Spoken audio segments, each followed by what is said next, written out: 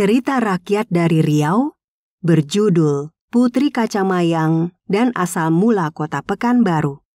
Pada zaman dahulu kala, di tepi Sungai Siak berdirilah sebuah kerajaan yang sangat terkenal. Itu adalah Kerajaan Gasip.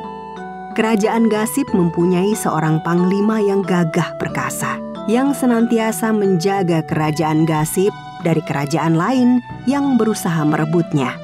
Ia bernama Panglima Gimpam. Selain itu, di kerajaan Gasip terdapat seorang putri yang sangat cantik jelita. Bahkan kecantikannya sudah menyebar ke berbagai negeri. Ia bernama Putri Kacamayang. Sebenarnya banyak lelaki dari penjuru negeri yang ingin meminang sang putri. Namun mereka segan karena Raja Gasip mempunyai Panglima Gimpam. Pada suatu hari yang cerah, Raja dari Aceh mengutus 2 panglimanya untuk pergi ke kerajaan Gasip. Katakanlah pada sang Raja Gasip, aku berniat untuk meminang putri cantiknya itu. Yakinkan dia jika aku pantas menjadi pasangannya. Baik, Tuan. Sesampainya di hadapan Raja Gasip, kedua panglima utusan Raja Aceh segera menyampaikan maksud kedatangannya. Ada apa gerangan yang membuatmu datang ke sini? Ampun, Baginda. Kedatangan kami hanya ingin menyampaikan niat baik raja kami untuk meminang sang putri Kacamayang. Benar, Baginda. Hanya itu maksud kedatangan kami. Raja Gasip menghela napas panjang. Sampaikan permohonan maafku kepada tuanmu. Putriku belum bersedia untuk menikah. Baiklah, Yang Mulia. Kami pamit untuk pergi. Sesampainya kembali di kerajaan Aceh, kedua panglima itu melaporkan penolakan Raja Gasip. Berani-beraninya ia menolak lamaranku. Raja Aceh merasa terhina. Ia justru malah menyusun penyerangan ke kerajaan Gasip. Aku tidak mau tinggal diam karena dipermalukan. Kita harus menyerang kerajaan itu. Sementara itu di kerajaan Gasip, Raja telah mempersiapkan pasukan perang kerajaan. Aku tahu bagaimana sifat Raja Aceh. Pasti setelah penolakan itu, ia akan menyerang kerajaan ini. Raja Gasip pun mempercayakan Panglima Gimpam. Panglima Gimpam, kau pemimpin penjagaan di Kuala Gasip di sekitar Sungai Siak. Baik, Yang Mulia. Rupa-rupanya Raja Aceh mengirim mata-mata untuk mengetahui persiapan kerajaan Gasip. Yang Mulia, Panglima Gimpam yang perkasa itu menjaga di Kuala Gasip. Berarti kita harus mencari jalan lain untuk masuk ke negeri Gasip. Pasukan kerajaan Aceh pun berangkat dari istana. Kita harus mencari seorang warga Gasip untuk menunjukkan jalan lain. Seorang pengawal bertemu dengan anak muda. Hai anak muda, kau penduduk negeri Gasip? Benar, Tuan. Ada apa ini? Tunjukkan jalan agar kita bisa masuk ke negeri Gasip, selain melalui Kuala Gasip. Para prajurit Aceh mendesak pemuda dari Gasip itu. Mengetahui mereka membawa senjata, sang pemuda tidak memberitahu jalan tersebut. Maaf, Tuan. Saya tidak tahu. Karena merasa dibohongi, Raja Aceh tiba-tiba menghajar pemuda itu hingga babak belur. Cepat katakan pada kami, atau kau akan mati. Karena disiksa, sang pemuda itu terpaksa menunjukkan jalan. Ke sana, Baginda. Ke utara sana ada jalan setapak menuju ke negeri Gasip. Akhirnya pasukan Aceh sampai di negeri Gasip melalui jalan tikus. Dan hal tersebut tidak diketahui oleh Panglima Gimpam dan prajurit Gasip lainnya. Sesampainya di perkampungan negeri Gasip, pasukan Aceh langsung melakukan penyerangan. Ampun! Tolong! Sementara itu, Raja Gasip yang sedang bercengkrama di dalam istana panik karena mengetahui perkampungannya telah diserang. Yang Mulia, gawat! Prajurit Aceh berhasil masuk ke negeri ini. Mereka memporak-porandakan perkampungan. Saat itu juga, prajurit Aceh berhasil menyerbu ke halaman istana. Banyak prajurit Gasip yang tewas terkena rencong, senjata khas Aceh. Serang! Dalam sekejap, istana berhasil dikuasai prajurit Aceh. Putri Kacamayang pun berhasil dibawa pergi oleh pasukan Aceh. Tolong! Lepaskan aku! Akhirnya sebentar lagi aku akan menikahimu. Tidak! Tolong! Aku tidak mau menikah denganmu! Sementara itu, Panglima Gimpam yang mendapat penyerangan di istana segera pergi menemui raja. Sesampainya di depan istana, banyak jasad prajurit Gasip. Keterlaluan. Aku bersumpah akan membalas kekalahan ini dan kembali membawa pulang Tuan Putri. Panglima Gimpam segera berangkat ke Aceh. Sekuat apa si Gimpam itu? Pasti lebih kuat gajah-gajahku. Mudah, ia akan tewas. Sesampainya di Aceh, Panglima Gimpam dihadang oleh 2 ekor gajah. Namun dengan kesaktian dan keberaniannya, kedua gajah itu justru berhasil dijinakkan. Ini hal yang mudah. Panglima Gimpam justru membawa gajah itu masuk ke dalam istana menghadap Raja Aceh. Hah? Gajah jagoanmu tidak berhasil membunuhku. Ia malah jinak di tanganku. Raja Aceh sangat heran. Ia mengakui kesaktian Panglima Gimpam. Ternyata kau sakti. Serahkan Putri Kacamayang atau kesaktianku akan menghancurkanmu serta seluruh kerajaanmu. Akhirnya Raja Aceh menyerahkan Putri Kacamayang ke Panglima Gimpam. Sang putri tengah jatuh sakit. Bertahanlah Tuan Putri, bertahanlah. Aku kesulitan bernapas. Sementara angin berhembus sangat kencang sehingga sang putri kesulitan bernapas. Hingga akhirnya sang Putri Kacamayang menghembuskan nafas terakhirnya dalam perjalanan pulang. Dan Panglima Gimpam merasa sangat bersalah. Maafkan aku Tuan Putri. Panglima Gimpam pun melanjutkan perjalanannya dengan membawa jenazah sang putri ke hadapan Raja Gasip. Putriku, maafkan ayah, nak. Maafkan ayah. Seluruh negeri Gasip bersedih. Jenazah sang putri akhirnya dimakamkan di Gasip. Setiap hari, Raja Gasip semakin bersedih. Ia terus menyesal. Ia merindukan Putri Kacamayang. Sang raja pergi menyepi di Gunung Ledang, Malaka. Sementara itu, pemerintah kerajaan Gasip dipegang oleh Panglima Gimpam. Tetapi Panglima Gimpam pun kemudian meninggalkan Gasip. Aku adalah panglima yang setia. Tidak mungkin aku menjadi petinggi di negeri ini, sementara rajaku sedang bersedih. Lebih baik aku tinggalkan saja negeri ini. Akhirnya Panglima Gimpam membuka perkampungan baru yang diberi nama Pekanbaru.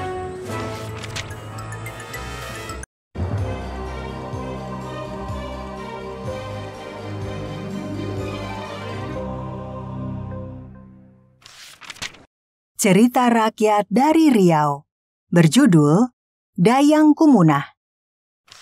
Di sebuah dusun di Riau, hiduplah seorang lelaki tua bernama Awang Gading. Awang hidup sebatang kara, lantaran istrinya telah meninggal dunia dan mereka tidak dikaruniai anak. Keseharian Awang bekerja menangkap ikan di sungai, yang penghasilannya tidak pasti setiap harinya. Terkadang, jika hasil tangkapannya cukup banyak, maka ia akan menukarkan hasil tangkapannya dengan beras di pasar. Hasil hari ini cukup banyak. Aku bisa menukar beras untuk makan hari ini. Meskipun hidupnya sederhana, Awang tidak pernah mengeluh. Ia selalu bersyukur setiap harinya. Pada suatu pagi, Awang memulai aktivitasnya dengan memancing di sungai. Sembari menunggu umpannya dimakan, ia berdendang. Na na na na na na na na du du du du. Namun, hari itu bukanlah hari keberuntungan Awang. Sedari tadi umpannya tidak dimakan oleh ikan. Bahkan saat hari sudah menjelang siang, Sepertinya tidak ada ikan yang kudapatkan hari ini. Sebaiknya aku pulang saja. Aku akan mencari ikan lagi besok. Awang pun mengemasi alat pancingnya dan bergegas untuk pulang. Saat baru berjalan pulang, Awang tiba-tiba mendengar suara bayi yang menangis. Suara bayi menangis? Dari mana asalnya? Suaranya di dekat sini. Awang mencari asal suara bayi tersebut. Ternyata suaranya di semak-semak yang letaknya tidak jauh dari sungai. Dan benar saja, Di sana Awang melihat bayi perempuan yang masih merah tergeletak di bawah tanah. Namun di sana tidak ada seorang pun yang menjaga bayi itu. Hei bayi manis, mengapa kau di sini sendirian? Di mana orang tuamu? Alangkah malang nasibmu, nak. Awang Gading pun merasa iba. Akhirnya ia membawa pulang dan merawat bayi itu. Lebih baik kau ikut aku ke rumah daripada kau sendirian di tengah hutan. Awang Gading memberikan nama bayi itu Dayang Kumunah. Berita tentang Awang menemukan bayi di semak-semak itu tersebar hingga diketahui kepala dusun. Ia pun datang ke rumah Awang Gading. Bayi ini adalah titipan dari Raja Penghuni Sungai. Kaulah yang dipercaya. Maka rawatlah bayi ini dengan baik. Awang Gading pun sangat senang. Waktu berjalan sangat cepat. Dayang Kumunah tumbuh menjadi anak yang cantik jelita dan baik hatinya. Namun ada satu kekurangannya, yaitu Dayang Kumunah tidak pernah tertawa. Kabar kecantikan Dayang Kumunah diketahui banyak orang, hingga terdengar di telinga Awangku Usop, seorang pemuda kaya dari dusun lain. Dayang Kumunah, kaulah wanita tercantik yang pernah aku temui. Maukah kau menikah denganku? Kita berdua akan hidup bahagia. Sejak pandangan pertama bertemu, Awangku Usop langsung jatuh hati. Sebelum Kakanda menikahiku, Kanda harus tahu bahwa aku adalah penghuni sungai. Dunia kita berbeda. Namun jika Kanda bisa menerima aku apa adanya, aku mau menjadi istri Kanda. Benarkah yang kau katakan itu? Tidak apa-apa, aku tetap menerimamu apa adanya. Karena kau sangat cantik jelita. Semua itu tidak berpengaruh apapun terhadap rasa cintaku padamu. Satu lagi Kakanda, jangan pernah meminta aku untuk tertawa. Karena aku tidak bisa dan tidak boleh melakukannya.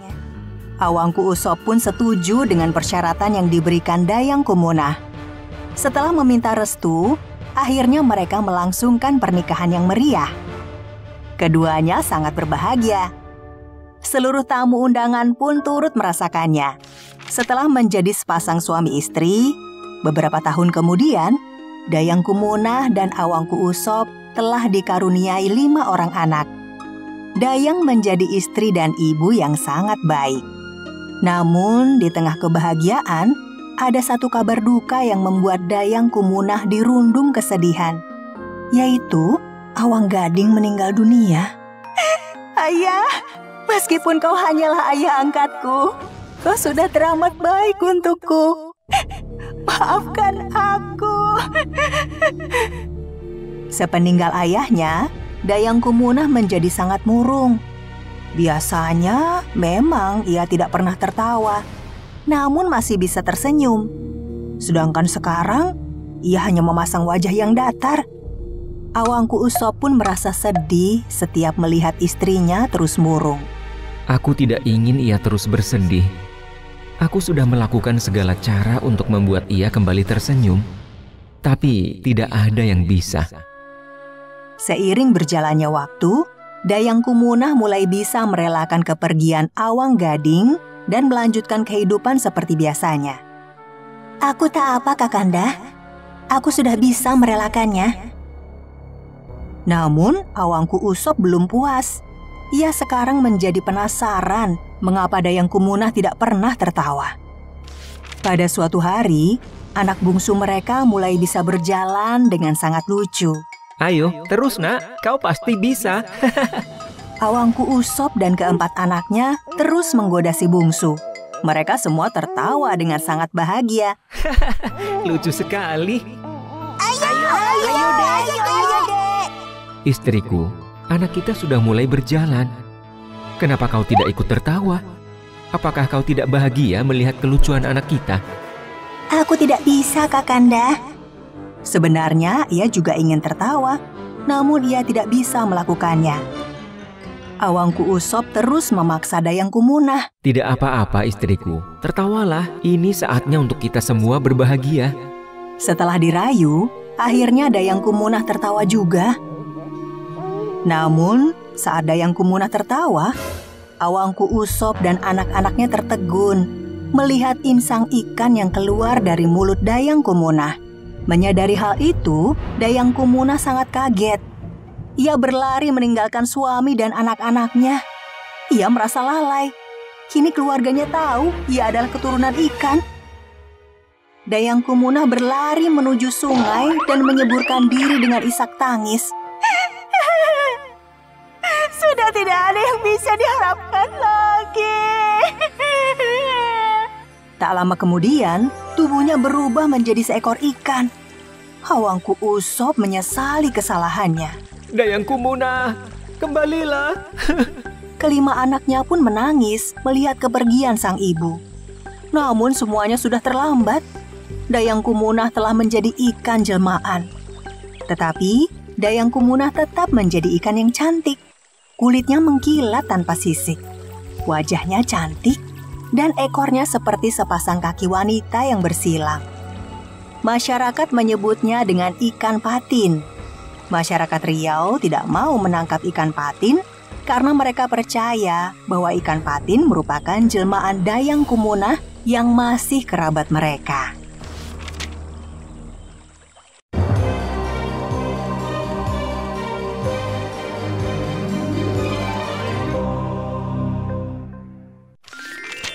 Asal-usul Kota Dumai. Kisah dari Provinsi Riau. Kota Dumai adalah salah satu kota penghasil minyak terbesar di Provinsi Riau. Awalnya, Dumai hanyalah sebuah dusun yang berubah menjadi desa.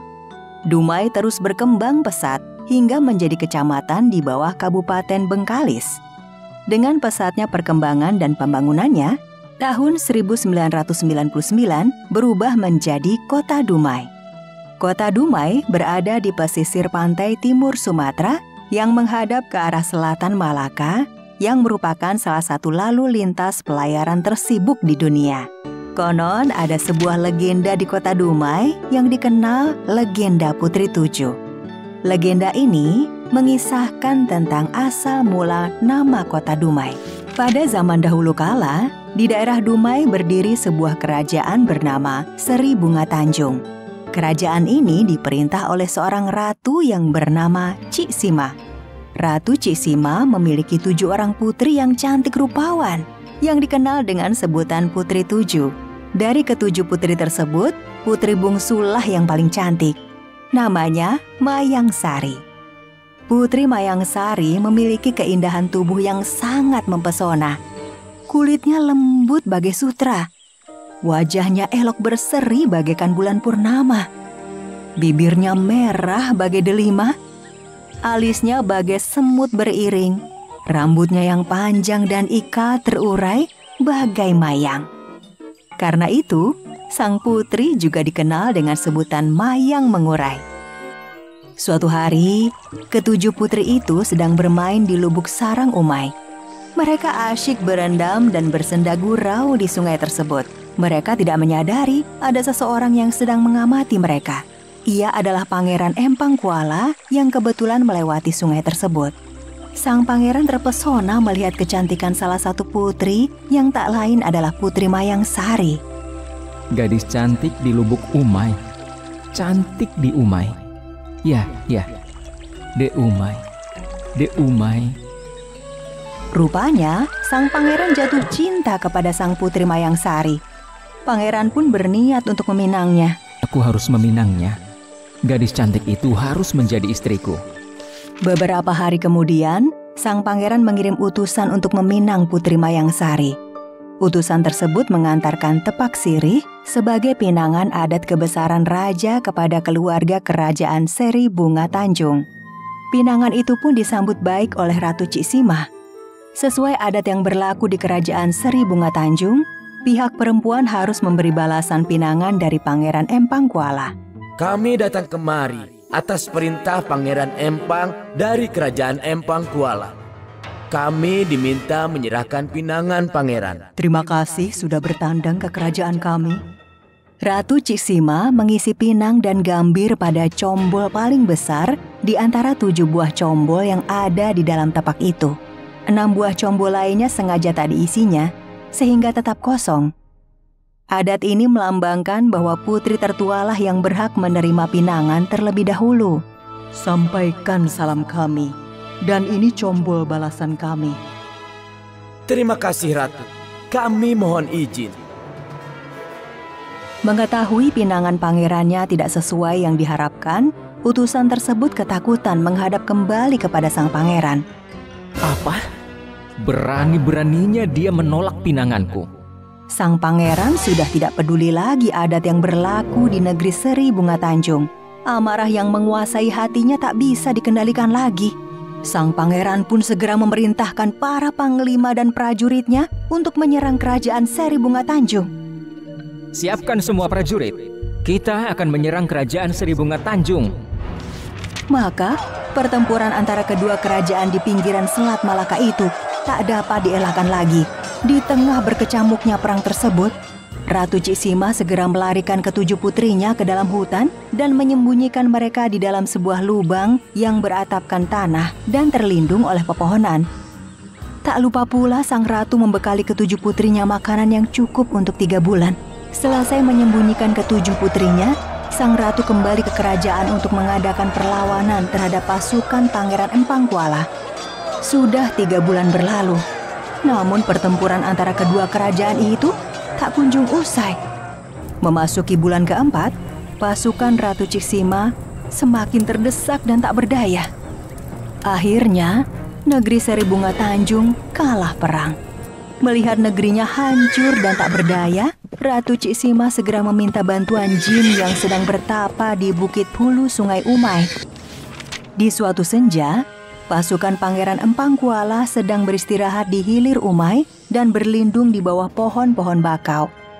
Namun, secara tiba-tiba mereka tertimpa beribu-ribu buah bakau yang jatuh dan menusuk ke badan para pasukan Pangeran Empang Kuala.